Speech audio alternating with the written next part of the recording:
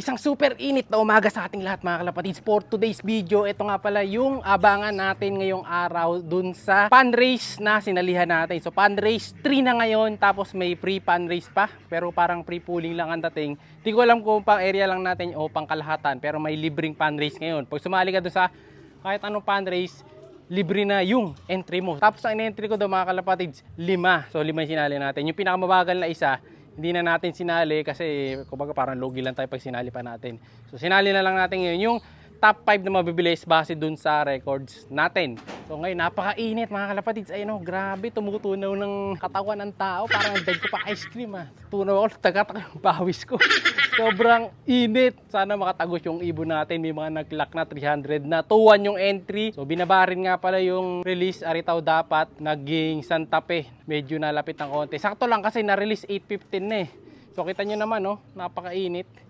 Sana lumusot yung mga warriors natin. Siya si Idol Madla, nakakahanga, may mga hawak, gandang linyada. Ika'y inspirasyon kung bakit hanggang ngayon ako'y palaging kumakarera. Ikaw muna wait lang at makinig sa aking sasabihin. Talagang nakakabilib, simpleng taong namumuhay, walang kaarte-arte, hangad lang ay sumaya, nagalaga ng kalapate. Oo, di rin madali ang kanyang napagdaanan, marami man ang harang ay patuloy na gumabang hanggang sa unti-unti niya itong mahawakan. Ng tamis ng tagumpay ay kanyang nalalasahan. Pero bago ang lahat ay doon, salamat nga pala sa naibahagi mong nakakahalaga sa aking kapapanood. Marami akong natutunan bukod sa high blood, si Warden estilong Time check 11:39.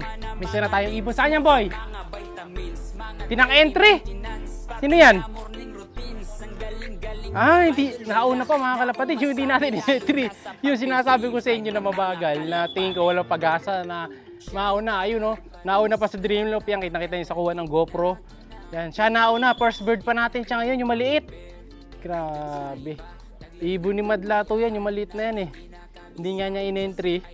Dahil pang ano natin yan, kumbaga panduluhan natin siya, hindi siya pang pan race. Late sakay yan eh, hindi natin sinakay nung 3 toss yan mga kalapatids. May laktaw yan dahil nga nagkasakit sila. Pero ngayon, siya pa nauna. Alam, ganun talaga. Abang na tayo sa next bird. Time check, 10:40 AM. Time check, 11:07 na. Wala pa rin sumunod sa ibon natin na nauna. Grabe na mga kalapatids. Wala rin masyadong dumadaang kalapate. At naparang pa ako ni Boy Ronda kanina. May dumang kasi di sa harapan ko. Kala ko kalapate, napasigaw ako. Ayun na. Wala pa naman pala. Uy, shit. Nahirapan ng mga warriors natin sa 2-day race. Friday na nga pala niload yun mga kalapatids.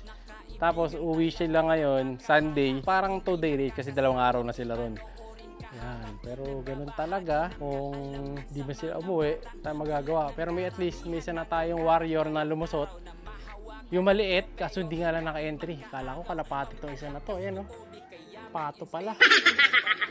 Migratory birds. So, ang laban ngayon, Dreamloop versus Oddloop. Dreamloop 1 points. Sa Oddloop, 0 points. Setlog. Wala pa sa likod. Dreamloop.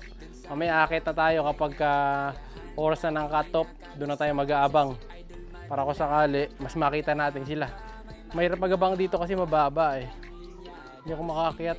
Pag umakit naman ako dito sa kabila, sobrang init. Saka yung cellphone natin, nag-iinit din. Hindi ito matagal. Ano, pag binila dati. Pero ito, may isa. Ano to? Ronda na naman to ni Boy Ronda. Boy, ito. Paronda na naman to ni Boy Ronda, mga kalapatid. Hindi sa atin yan. Napaparangka ko talaga ni Boy Ronda kanina pa eh.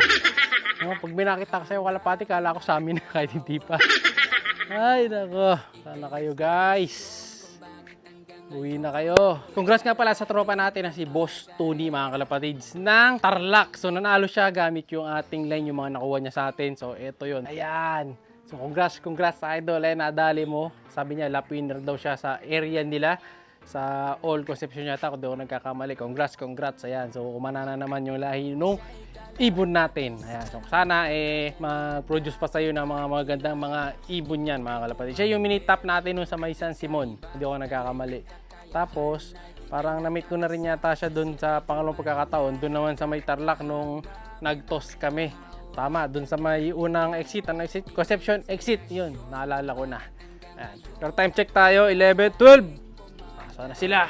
Much later. Time check, 12:43. Ayan, medyo malungkot na balita mga kalapatids. Ano tayo? Ubus, pati pantubos.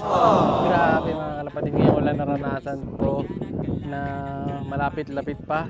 Maaga tayo na ubos mga kalapatids doon sa pan race. Wala tayong clock, kahit isang ibon yung umuwi, yung hindi natin in-entry. Ito, puntahan natin. So, ano na cut off na tayo.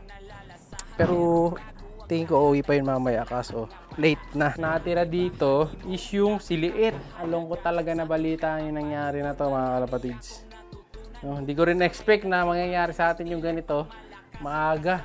So yung sa club naman, ang pauwi nila nasa 55 to 60% ang umuwi sa club. So nahirapan din talaga yung mga ibon. Yun yung nag-clock mga kalapatids ha.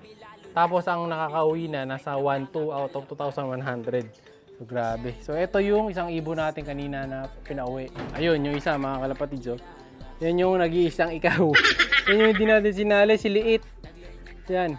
Nag-iisang ibon na lang natin yan dito. O yun na lang natira sa atin. Pero tingin ko uwi pa yun. Hindi tayo susuko hanggat di umuwi ibang ibon. Ito siya nagpapahinga na, yung mga kasama niya nasa labas pa. Hinahanap pa yung daan pa uwi. Mukhang uulan pa. Anak ng tina pa. Ayan. Ito pang next season na to, yung off color na to. Sa south natin lalaro yan yung off color, yung grizzle. Ayan. Semi-grizzle, semi-pied, semi-saddle. Sa kabila yan. Ito yung mga iniwan naman natin, yung di na natin sinakay, mga kalapatids yan. Ito, di ko na sinakay ito, si Boy Tigas. Kasi kaka-recover lang yan mga kalapatids eh. Galing sa sakit din yan. Kasama ng blue bar sa likod. Ayun din si off color. Hindi ko na rin sinakay ito. Sa south natin kasi lilipat din yan. Ayan, pareho silang off color. Ayan. Mga off color team natin. Nadali tayo ah. Ubus pati pantubos tayo mga kalapatids ah. Eh ganun talaga. Pag malas, malas. Uuwi din yung uuwi. Manalig tayo. Isa na lang tuloy nakakulong doon sa likod mga kalapatids. Yung ibon tuloy dun sa likod natin sa blue side, ayan, yun, sa side na to. Isa na lang, ayan, yung isa. Yung hindi natin sinakay. So pag nagkaroon na ibang ibon dyan, sabihin, may pauwi tayo. Pero wala pa oh. Malinis yung kulungan mga kalapatids eh. Ito lang talaga yung ibon, nag-iisang ikaw. Sa south din natin ulit sasakay yan. Kasabay nila Boy Paasa sa ni Kobe. Pero for the meantime, dahil wala tayong pauwi, eh kakain muna tayo mga kalapatids. Kapag ka umuwi mamaya, update ko na lang kayo. Di ko pa pala nalagay yung yung sensor. Ayun, dito natin lalagay yun sa side na to eh. Kaya lalagay natin sa side ng Dreamloft natin. Possible dun sa tabi ng CCTV ko ilagay or dun sa sulok. Ayun, sa kabilang side, sa may sulok. Ayan. Ito yung CCTV sa kabilang sulok. Ayan. So dito natin siguro lalagay yung sensor. Ayan. Para ditanggal. O kaya dun sa ibaba. Ayun, dun sa kabila. Ayan. Kasi di-charge eh. Pero pag naka-USB, pwede na siyang permanente. Doon nga natin siya malalagay sa sulok. Hindi pwede doon, mahaba yung cable nun eh. Dito maiksi. So bahala na pag nilagay natin. So update ko na lang kayo pag may umuwi pa mamaya. Siya'y kalapatistang napakagaling na kinakilala.